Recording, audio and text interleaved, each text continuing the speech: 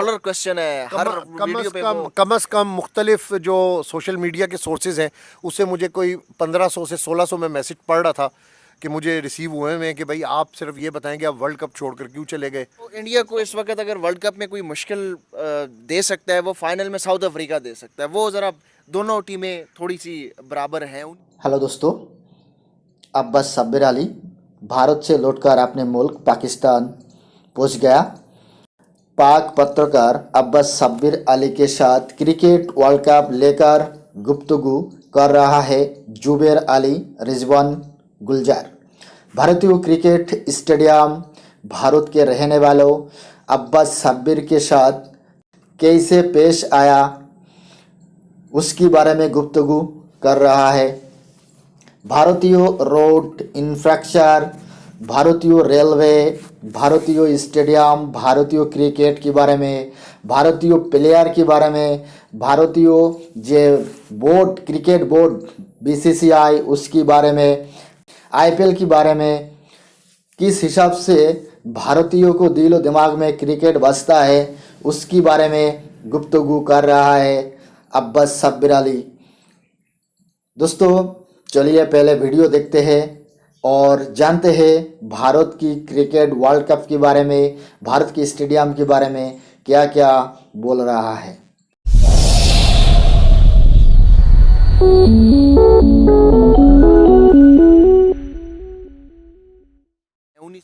Cricket की खबर की एक नए एपिसोड के साथ आदाब अर्ज़ है। मैं ज़ुबैर अली ख़ान हूँ, मेरे साथ अब्बास शबीर अली और रिजवान गिलज़ई मौजूद हैं। और ये अब्बास शबीर अली के यूट्यूब चैनल आप देख रहे हैं। क्रिकेट की ख़बर पे जो हमारा तबसरा होता है और जो मुख्तलिफ़ बातें हम आपके साथ शेयर करते हैं तो वो इसी यूट्यूब चैनल पर आज के बाद हम शेयर करेंगे। आप लोगों के बहुत सारे सवालात जो हैं वो हम तक पहुंच रहे हैं कमेंट सेक्शंस के ज़रिए, और आज उन सवालात के जो जवाबात हैं वो आज हम अब्बास भाई से लेने की कोशिश करेंगे। सबसे जो इम्पोर्टेंट सवाल है, जब से अब्बास भाई इंडिया से वापस आए हैं एक सवाल मुसलसल पूछा जा रहा है और आज तक उस सवाल का जवाब जो है वो हम लेना चाहेंगे अब्बास भाई से कि क्या वजह बनी है कि बहुत सारे लोग पूछ रहे हैं कि अब्बास भाई ड्यूरिंग दी वर्ल्ड कप चल रहा था, पाकिस्तान अभी दौड़ में शामिल था सेमीफाइनल के, क्यों वापस आ चुके हैं। तो आज इस सवाल का जवाब हम अब्बास भाई से लेंगे कि उन्होंने दौरान वर्ल्ड कप क्यों वापस आने का फ़ैसला किया है। इसके साथ साथ कोलकाता में जो इंडिया और न्यूजीलैंड का सेमीफाइनल अब ऑलमोस्ट तय हो चुका है, पाकिस्तान का सफ़र तमाम है, इम्पॉसिबल टास्क है पाकिस्तान के लिए। कोलकाता में क्या हो रहा है कुछ उस हवाले से भी अब्बास भाई के पास ख़बरें हैं और कुछ और भी आपके सवालात जो हैं वो आ रहे हैं। एक अब्बास भाई ये भी हम वीडियो के आगाज़ में ये क्लैरिफाई कर लेते हैं कि बहुत सारे लोग जो हैं वो कहते हैं कि भाई आप मोबाइल क्यों यूज़ करते हैं, तो उस पर मेरे ख्याल से वीडियो के आगाज़ में बात कर लेते हैं कि क्यों मोबाइल यूज़ करते हैं हम दौरान गुफ्तगू। वो असल में इतने मैसेजेस लोगों के आए होते हैं जिससे मैं बहुत सारी चीज़ें अखज़ करता हूँ और उसके बाद फिर मेरी कोशिश होती है कि उन मैसेजेस के प्रॉपरली जवाब दिए जाएं। तो वो मैसेजेस आए होते हैं, उनमें फिर डिटेल्स आई होती हैं जो आप तक शेयर करनी होती हैं, तो इसलिए मैं फ़ोन अमूमन यूज़ करता हूँ। लेकिन आई एम सॉरी, ये बिल्कुल आपकी अच्छी और ज़ाती ओपिनियन है, मैं इसकी रिस्पेक्ट करता हूँ। फ़ोन नहीं यूज़ करना चाहिए, लेकिन वो कागज़ पेंसिल पहले तो होते थे ना, तो अब तो कागज़ पेंसिल नहीं है, अब जो भी है वो फ़ोन के ऊपर ही, आपके स्मार्टफोन के ऊपर ही चीज़ें आ रही होती हैं और आप उससे शेयर कर रहे होते हैं। तो वैसे भी रिजवान भाई तो बहुत ज़्यादा मोबाइल यूज़ करते हैं नॉर्मल रूटीन में भी, आप उनको वैसे भी टोकते हैं, क्यों रिजवान भाई? नहीं, अब वो ज़ाहिर है जर्नलिस्ट हैं तो काम ही यही है। लेकिन वो अब्बास भाई से आपने जो सवाल पूछा है ना, उससे पहले मैं और ऑडियंस को भी यही मेरे ख्याल में उनके माइंड में आएगा कि अब्बास भाई क्यों छोड़ के चले गए। वो ये आपने साथ ही बता दिया कि पाकिस्तानी टीम का बिस्तर गोल हो गया है, तो उनको पहले ही उन्होंने भांप लिया था कि ये ज़्यादा आगे नहीं जाना, तो बेहतर है कि वापस जाओ। लेकिन असल वजह क्या है वो अब्बास भाई बताएंगे। वो अब्बास भाई को से पूछेंगे। अब्बास भाई ये कोलकाता में इस वक्त जो है वो ज़ाहिर है सबसे बड़ा सेमीफाइनल, इस वक्त सबकी नज़रें जो हैं वो उसी सेमीफाइनल पर होंगी। इंडिया होम टीम और न्यूजीलैंड चौथे नंबर पर तकरीबन पहुंच ही चुकी है। तो क्या समझते हैं कि वहाँ पर अब क्या माहौल है, कलकत्ता में इस वक्त क्या चल रहा है? आपके पास कुछ खबरें भी हैं, कुछ आपने कुछ लोगों से रब्ते भी रखे हैं, तो वहाँ से क्या इन्फॉर्मेशन आ रही है? ज़ुबैर भाई, आई विश कि मैं कोलकाता में होता, और आप यकीन करें कि अभी मैं कोलकाता में ही हूँ और मैं विजुलाइज़ कर रहा हूँ कि पाकिस्तान इंडिया का सेमीफाइनल होता तो कितना बड़ा वहाँ पर क्राउड होता, ईडन गार्डन को एक बहुत बड़ा मैच मिलता। लेकिन पाकिस्तान टीम अच्छा परफॉर्म नहीं कर सकी। तो कोलकाता वंडरफुल। कोलकाता में टिकट्स का बड़ा इशू है जो मुझे वहाँ से लोग बता रहे हैं। वो फिर आप कहेंगे कि फ़ोन आप क्यों यूज़ कर रहे हैं, तो मैं वो फ़ोन के ऊपर से मुझे थोड़ी सी जो डिटेल्स हैं वो किसी ने भिजवाई हैं कि हमें यहाँ पर ये चीज़ें फेस करनी पड़ी हैं। क्योंकि मुझे अभी तक याद है कि जिस दिन पाकिस्तान टीम ने कोलकाता पहला ट्रेनिंग सेशन था, उस दिन मैं ईडन गार्डन कोलकाता के बाहर ट्रेनिंग सेशन के बाहर खड़ा था, तो बहुत सारे लोग मेरे साथ बात कर रहे थे। मैंने कहा जी आप क्यों आए हैं? तो कह रहे थे एक तो पाकिस्तानी प्लेयर्स को देखने आए और दूसरा इंडिया साउथ अफ्रीका का मैच था 5 तारीख को, आई थिंक सो, उस मैच के टिकट्स भी नहीं मिल रहे थे। तो लोग बहुत सारी बात वहाँ पर कर रहे थे कि जी टिकट्स नहीं मिल रहे, टिकट ऑलरेडी सोल्ड आउट है। मैं तो यही असेस कर रहा हूँ कि क्रिकेटिंग नेशन है इंडिया, और कलकत्ता में जो इमोशंस हैं वो फुटबॉल और क्रिकेट के साथ लोगों के जुड़े हुए हैं। यानी वो चाहते हैं कि भाई क्रिकेट फुटबॉल होती रहे और हम देखते रहें। तो इतने इमोशनल लोगों को अगर जब टिकट नहीं मिलता, तो मैंने वहाँ पर सुना, बल्कि मैं सोशल मीडिया पर देख रहा था कि वहाँ पर FIRs भी करवाई है कि टिकट नहीं मिल रहे। मुझे किसी ने बताया कि 900 का टिकट जो है वो 12,000 रुपीज़ के अंदर मिल रहा है, और 1500 का टिकट जो है वो 50,000 रुपीज़ के अंदर मिल रहा है। और ये सेमीफाइनल का, क्योंकि इमोशंस हैं और इतनी बड़ी आबादी है। जो वहाँ के लोग बता रहे हैं कि 30,000 टिकटें जो है वो मुकम्मल गायब हो गई हैं, जो आवाम की अप्रोच के अंदर ही नहीं है। और ये जो ऑनलाइन सिस्टम उन्होंने लिखा है कि बुक माई शो, ये उस दिन खोला है जिस दिन इंडिया के अंदर एक फेस्टिवल डे था, लोग अपना एंजॉय कर रहे थे और अपना घूम फिर रहे थे। उस दिन इन्होंने ये बुक माई शो वाला ऑनलाइन का खोला है, जिसकी वजह से लोग उसको उस दिन, जाहिर बात है फेस्टिवल के दिन घर पे कोई भी नहीं होता, वो सारे बिगेस्ट फेस्टिवल था इंडिया में, तो वो सारे वहाँ पर थे और वो टिकट एक ही दिन के लिए ओपन किया। फिर लोगों ने वहाँ पर ये भी कहा है कि भाई हम अपना फेस्टिवल एंजॉय करें या टिकट्स को बुक करें, तो आप एक दिन आगे पीछे कर लेते।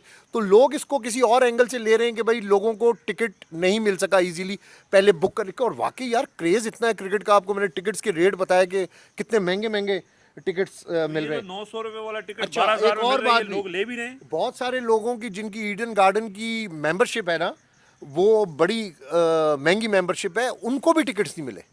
लोग बेचारे इमोशंस जो कलकत्ता में लोगों के हैं, वो कह रहे हैं कि ये हमारे इमोशंस के साथ खेला गया है, क्योंकि हमारा मरना जीना जो है वो क्रिकेट और फुटबॉल है। अगर हमें यहाँ पे टिकट ना मिले और हम पैसे देने को तैयार हैं, पैसे दे के भी उनको टिकट्स नहीं मिल रहे, तो ये क्रिकेट फैंस के साथ बड़ी ज्यादती है। बिल्कुल, बहुत बड़ी ज्यादती होगी। फैंस के साथ ही स्टेडियम भरे हुए जो है ना वो अच्छे लगते हैं। और कलकत्ता के मैदान में जब ब्लू शर्ट्स के साथ इंडियन तमाशाई आएंगे तो सेमीफाइनल, और मेरा ख्याल है कि न्यूजीलैंड के ऊपर बहुत ज़्यादा दबाव आएगा। प्रेडिक्शन है, मैं ऑन पेपर्स आपको इसमें साबित कर सकता हूँ। आप कंपैरिजन कर लें न्यूजीलैंड टीम का और इंडियन टीम का, तो कंपैरिजन में क्रिकेट के ऊपर भी है, लेकिन एटमॉस्फेयर का भी लाजमी इंडिया को एडवांटेज होगा। इस बात को माने या ना माने, और ऑब्वियसली इंडियन क्राउड ने अपनी टीम को सपोर्ट करना है, और दूसरी टीम के ऊपर भी प्रेशर होता है क्राउड का। कोई ना माने तो ना माने, लेकिन ये लाजमी बात होती है। ये प्लेयर जो वहाँ पे खेल रहे होते हैं, उनसे आप पूछें, वो ऑब्वियसली इससे मुतासिर भी होते हैं। लेकिन ऑब्वियसली इंडिया जो है वो इस टाइम पे होस्ट है, और इतनी बड़ी आबादी है। रिजवान भाई, मैं वैसे वहाँ पे ईडन गार्डन में, ईडन गार्डन तो अहमदाबाद के बाद दूसरा बड़ा स्टेडियम है ना। दूसरा, पहले ईडन गार्डन कलकत्ता का सबसे बड़ा इंडिया का स्टेडियम होता था, लेकिन अब वो अहमदाबाद का जो स्टेडियम है वो तो यार दुनिया के अंदर उस स्टेडियम का तो कोई अभी तक कोई मैच ही नहीं है। अब सुना है कि इंडिया के अंदर सेकंड बड़ा स्टेडियम जो है वो कहीं पे बन रहा है, उसकी कंस्ट्रक्शन भी जारी है। और इंडिया के अंदर तो क्रिकेट ग्राउंड्स ही ग्राउंड्स हैं, फील्ड्स ही फील्ड्स हैं। मैंने आपको पूरे वो डिटेल बता दी थी, वो उसके ऊपर मैं करूंगा वीलॉग क्या अगर कहते हैं, तो मैं अभी इधर से इन्फॉर्मेशन निकाल देता हूं आपको। ये मैंने सेव की हुई है वो इन्फॉर्मेशन। यार लोग बड़ी बड़ी ज़बरदस्त इन्फॉर्मेशन मुझे भेजते हैं। ये देखें जी, आ गए upcoming stadiums in India. Gwalior international cricket stadium, the first stage construction with 30,000 seats is expected to finish by December 2023, और 20,000 seats will be added later on, यानी ठीक है। फिर Haldia international sports city will consist 40,000 seater outdoor cricket stadium which will hold 40,000 people, while the indoor stadium will seat 5,000। ये चनाकिया किसी की idea है, ID है 831। इन्होंने मुझे मैसेज किया था। आप भी मुझे इस किस्म के मैसेज ज़रूर करें कि आप जो मुझे इन्फॉर्मेशन देंगे, मेरी कोशिश होगी मैं इन्फॉर्मेशन आप तक पहुंचाऊं। फिर उज्जैन क्रिकेट स्टेडियम बन रहा है 50,000 प्लस। फिर वडोदरा इंटरनेशनल क्रिकेट स्टेडियम है 35,000 प्लस 35,000। फिर राजगीर इंटरनेशनल स्टेडियम है, वो अंडर कंस्ट्रक्शन है, 45,000 कैपेसिटी, ये बिहार के अंदर है। फिर वाराणसी इंटरनेशनल क्रिकेट स्टेडियम, ये गंजारी में बन रहा है, 30,000 के यार इतने स्टेडियम्स हैं। मैं कहता हूँ कि कलकत्ता जो ईडन गार्डन के बाहर आप रोड क्रॉस करें, बिल्कुल यानी इधर से लेकर तो 100 मीटर रोड आप क्रॉस करें तो आपको स्पोर्टिंग क्लब्स ही नज़र आएंगे और वहाँ पे क्रिकेट ही क्रिकेट, फुटबॉल ही फुटबॉल हो रही है। यानी आप देखें कि उन्होंने अपनी सोसाइटी को कहाँ पे लगाया हुआ है, फिजिकल एक्सरसाइज के ऊपर लगाया हुआ है, स्पोर्ट्स के ऊपर लगाया हुआ है, हेल्दी चीज़ों के ऊपर लगाया हुआ है। आप देख लें कि आउटपुट उनको मिल रहा है, अच्छा क्रिकेटर वो बिल्डअप कर रहे हैं, अच्छा स्पोर्ट्समैन वो बिल्डअप कर रहे हैं, एथलीट ज़बरदस्त किस्म का है। ओलंपिक्स के अंदर भी इंडिया पोजीशंस के अंदर आ रहा है क्योंकि वो ग्रास रूट लेवल के ऊपर चीज़ें बहुत अच्छी करें। ये तो थी स्टेडियम्स की। तो कोलकाता, मैं इस वक्त कोलकाता के अंदर हूँ। आप यही समझें कि मेरा बिल्कुल, और मैं सेमीफाइनल भी मैं विजुअलाइज कर रहा था कि इंडिया पाकिस्तान का होगा। मैं वहाँ पे होता अगर इंडिया पाकिस्तान के सेमीफाइनल की ऐसी कोई सूरत हाल बन जाती, लेकिन वजूहत हैं वो आगे मैं आपको बताता हूँ कि क्यों वहाँ से कुछ ऐसे रीज़न। अच्छा, इंफ्रास्ट्रक्चर की हम बात कर रहे हैं तो पाकिस्तान के इंफ्रास्ट्रक्चर पे भी बात करनी चाहिए क्योंकि चैंपियंस ट्रॉफी 2025 में होनी है। हमारे पास तो इस वक्त जो फंक्शनल स्टेडियम्स हैं वो 4 ही हैं, कराची, लाहौर, मुल्तान और रावलपिंडी का। तो चैंपियंस ट्रॉफी रिजवान साहब कैसे होगी? मतलब पाकिस्तान में स्टेडियम को बिल्ड करना अभी से शुरू हो कर देनी चाहिए। वसीम अकरम ने भी कल बात की है कि अगर चैंपियंस ट्रॉफी आपने होस्ट करनी है नहीं अभी इतना तो वो हम जिस तरह पेशावर वाला अरबाब न्याज है, फिर हयाताबाद है, ये चीज़ें हम दिखाएंगे। बड़ी अच्छी बिल्डअप हो रही हैं। हमारा पीएसएल बड़ा स्ट्रांग होता है। ठीक है, आईपीएल का मुकाबला नहीं है, लेकिन हमारा पीएसएल बड़ा स्ट्रांग है और चैंपियंस ट्रॉफी अगर पाकिस्तान में होगी तो हम होस्ट करने के लिए तैयार हैं। यानी हमारी प्रिपरेशन इंशाल्लाह ये कुछ सालों के अंदर ये चीज़ें बड़ी बेहतरी की तरफ जा रही हैं और बेहतरी होगी। लेकिन फिर वही बात है कि कंपैरिजन हम नहीं कर सकते। आप लोग अहेड हैं क्योंकि बहुत ज़्यादा इंफ्रास्ट्रक्चर है आप लोगों का। क्रिकेट आप लोग बहुत ज़्यादा अच्छी खेल रहे हैं, प्रोडक्टिव क्रिकेट हो रही है, आप लोग प्लेयर्स निकाल रहे हैं, तो हमारा कंपैरिजन कोई नहीं है। लेकिन अगर मैं एज अ एनालिस्ट ये बात करूं तो you are on the top. आप अब ऑस्ट्रेलिया, इंग्लैंड, इतने स्टेडियम नहीं, मैंने England, Australia, South Africa, New Zealand हर जगह के ऊपर स्टेडियम्स देखें। लेकिन इंडियन स्टेडियम्स के अंदर जो क्राउड के साथ क्रिकेट है, जो चेयर, वो जो नाचने वाला, डांस करने वाला क्राउड है, यार मज़ा आता है क्रिकेट देखने का भी। और क्रिकेट होती ही ऐसे मुल्कों में जहाँ पे आपको क्राउड की तरफ से रिस्पॉन्स मिले। इंग्लैंड के अंदर भी हम देखते हैं कि वहाँ पे क्राउड बड़ा अच्छा वो सपोर्ट करने वाला होता है। अच्छा, सेमीफाइनल के हवाले से आपसे बात करते हैं। न्यूजीलैंड, इंडिया तो अभी तक अनबीटेबल। एक और भी भाई का मैसेज आया हुआ था, वो पढ़ लें। आलोक भट्ट 7202, उन्होंने कहा कि please make one video relating to the facilities in stadium like media box, cafeteria, toilets, cleanliness, technology in stadium and 5G services in telecom India में। उसके ऊपर हम अलहदा वीडियो करेंगे भाई। ये आपका मैसेज मैंने पढ़ लिया और इसके ऊपर हम अपने अगले सेशन के अंदर बात करेंगे क्योंकि रिजवान भी कवर करते हैं, ज़ुबैर भी यहाँ के जो स्टेडियम्स में हमारी फैसिलिटीज़ है उसको वो भी कवर करते हैं, देखते हैं। तो हम कंपेयर करेंगे। ये मेरे से पूछेंगे तो मैं इनको बताऊँगा क्योंकि मैं भी इन स्टेडियम्स के अंदर 18-19 साल से मैचेस कवर कर रहा हूँ, तो मैं अच्छा कंपेरिजन आपके सामने रखूँगा अगले बार। डिस्कस करेंगे हम। अभी इंडिया और की बात कर रहे थे। इंडिया जिस तरह अनबीटेबल रहा है इस पूरे वर्ल्ड कप के अंदर, सेमीफाइनल में आप क्या समझते हैं? न्यूजीलैंड कितनी उनको टफ टाइम दे सकता है?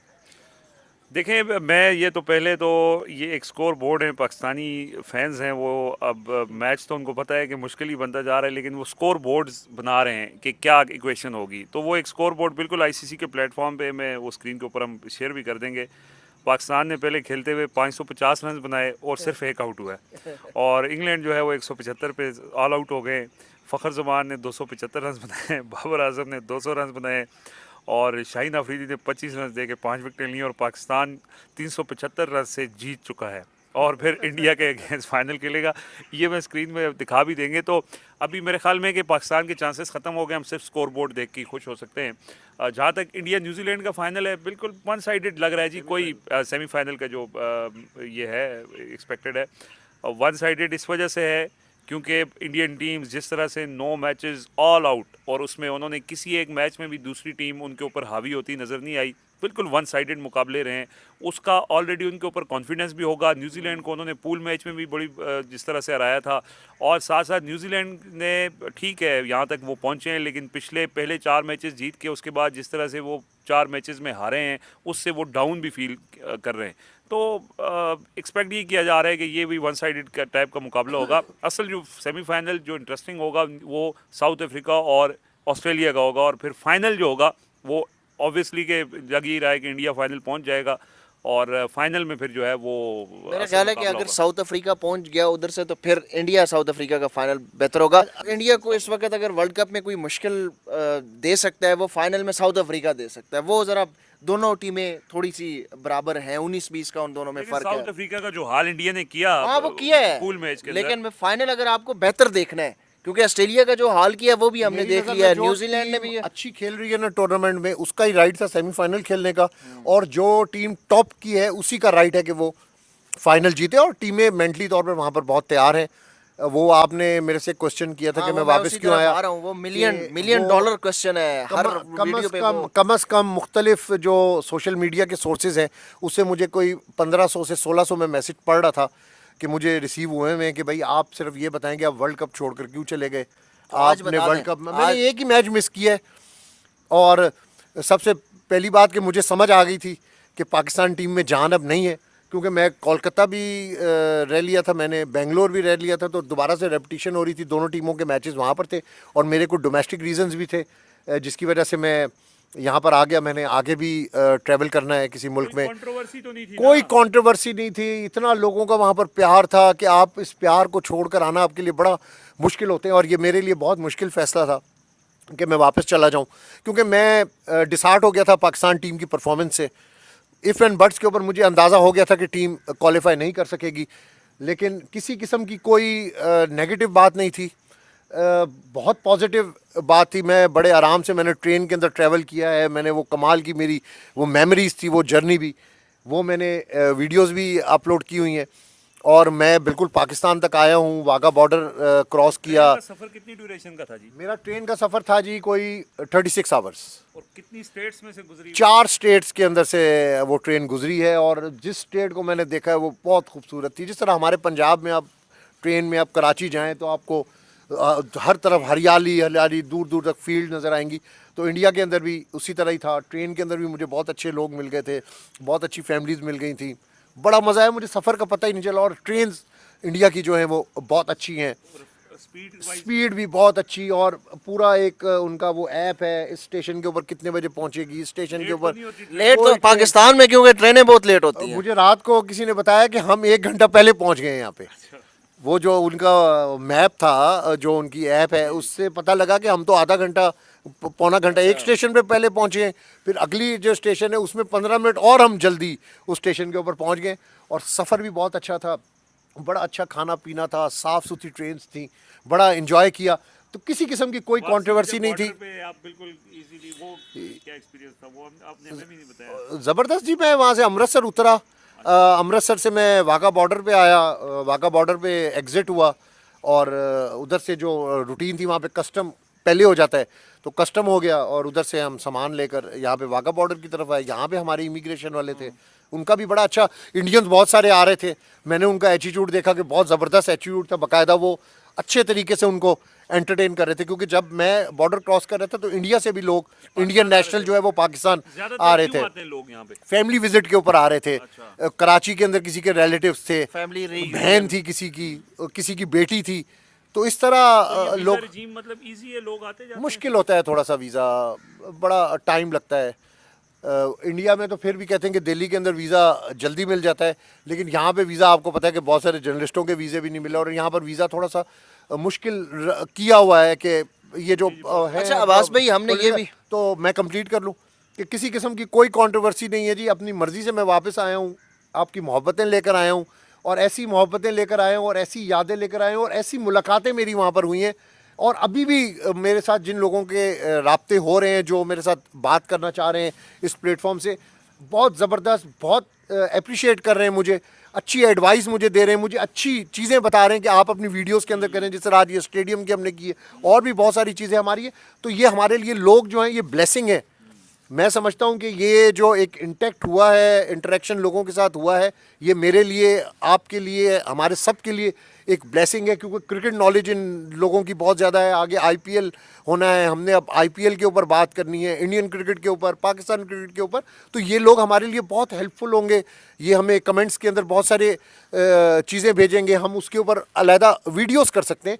तो मैं समझता हूँ कि ये लोग जिनसे मेरी मुलाकात हुई ये मेरे लिए ब्लेसिंग थे, और मैं बहुत खैरियत से अपने मुल्क वापस पहुँचा हूँ और आप लोगों के साथ बैठा हूँ। इस पे मेरा इसमें मेरा कुछ जो ऐड करना पॉइंट मैं चाहेंगे सिर्फ ऐड करना चाह रहा हूँ कि अब्बास भाई पहले भी इंडिया काफ़ी दफ़ा गए हैं। कितनी दफ़ा गए हैं जी? मैं 5-7 दफ़ा गए हैं।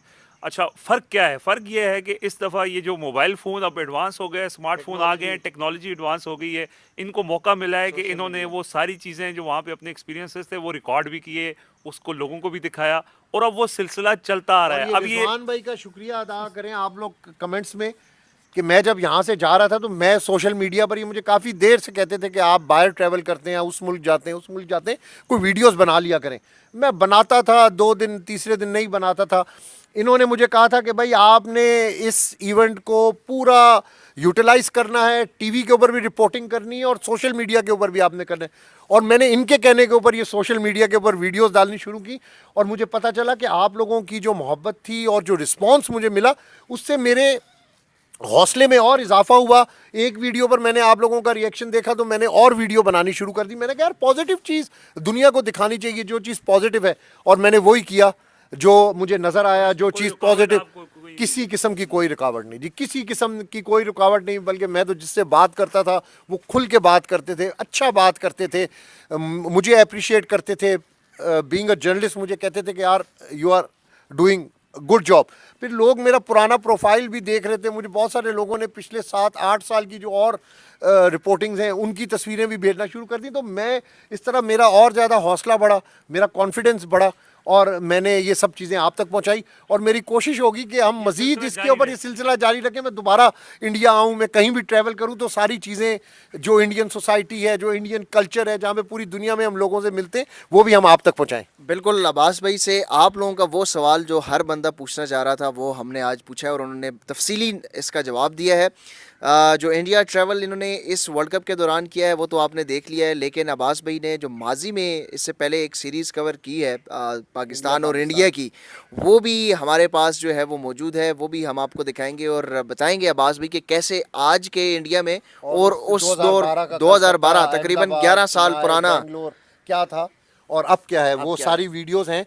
वो मैंने कहा है आप लोगों को कि हाँ डीवीज में है, और मैं उसको वो इंशाल्लाह निकालना, क्योंकि दिल्ली से शुरू होगा, कि दिल्ली के ऊपर रिसेप्शन, और उस वक्त ये अब हम नहीं बताते, हम आगे बताएंगे। उस वक्त एयरपोर्ट कुछ और था, अब दिल्ली का एयरपोर्ट और चले है। वो तो सरप्राइज मैं रहने बड़ी दें। चीज़ें आपको बताऊंगा कि 2012 और 2023 के अंदर कितना इंडिया जो है वो आगे गया है, अहेड हुआ है। तो ये सारा सिलसिला हम आपके साथ अगले वीक से ये वाला सिलसिला जो है जो कंपैरिजन का वो शुरू कर देंगे। और इसी तरह आप लोगों की मोहब्बतों का, आप लोगों के प्यार का बहुत शुक्रिया। हमें इजाज़त दीजिए, अपना ढेर सारा ख्याल रखिएगा।